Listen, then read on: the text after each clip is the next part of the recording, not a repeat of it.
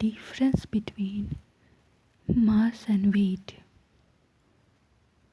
Mass. The mass of a body is the quantity of matter contained in it.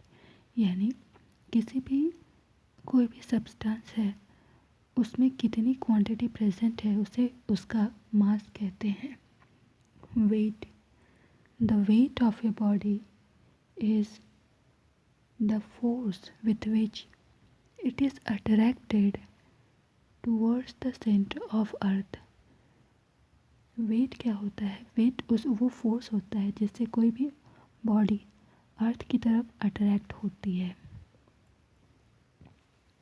मास एक scalar quantity है जबकि wait एक vector quantity है.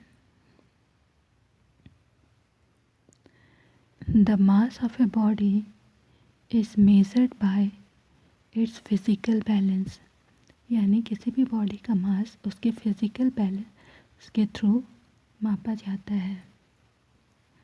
The weight of a body is measured by a spring balance. यानी किसी भी body के wait को मापने के लिए स्प्रिंग बैलेंस का यूज़ करते हैं.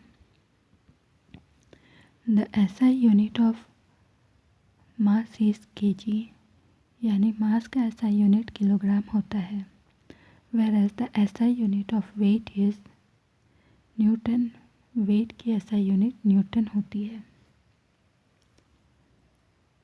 The mass of a body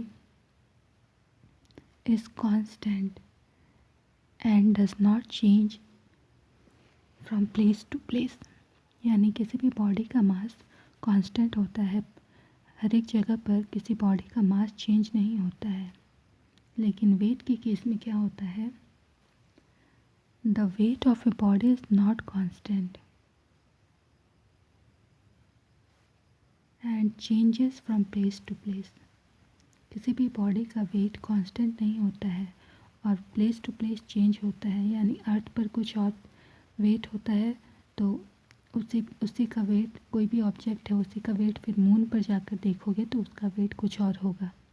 अर्थ के सेंटर पर वेट कुछ और है तो अर्थ के कोर पे उसका वेट कुछ और होगा.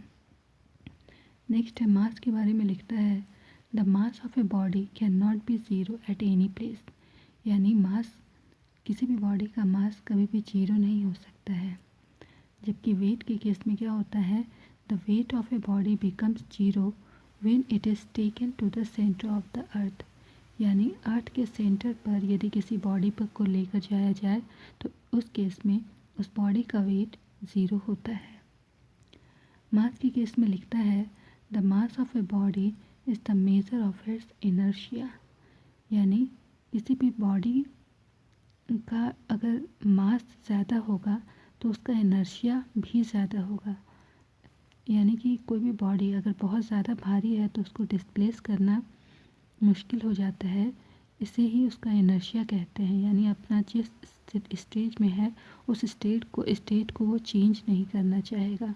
और वहाँ पर इस केस में अगर बॉडी का मास ज़्यादा है तो वो बॉडी उतना ही ज़्यादा इनर्शिया की प्रॉपर्टी को शो करता है. वेट के केस में क्या होता है? The weight of a body is the gravitational force. यानी वेट ग्रेविटेशनल फोर्स पर डिपेंड करता है. वेट के केस में कोई भी बॉडी अगर गिरती है, ऊपर से उसको फेंका जाए तो वो जब नीचे की ओर गिरेगी तो वहाँ पर क्या होगा? उसको ग्रेविटी अपनी ओर पुल कर रही होगी. इसीलिए वेट को हम ग्रेविटेशनल फोर्स के थ्रू डिनोट करते हैं. Thank you.